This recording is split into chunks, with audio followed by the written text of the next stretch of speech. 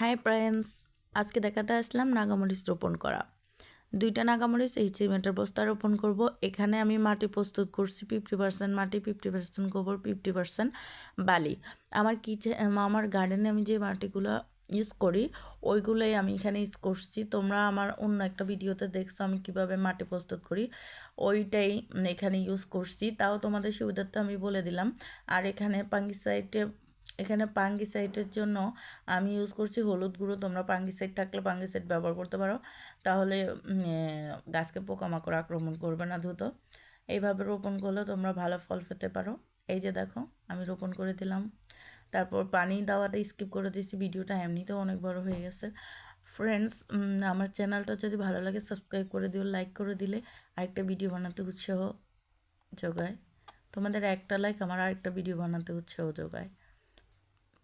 ভালো থাকো ফ্রেন্ডস। এই যে রোপণ করে শেষ, দেখো তোমরা চারপাশে মাটিগুলো ভালো করে দিয়ে দিতেছি গাছের চারপাশে। বাই।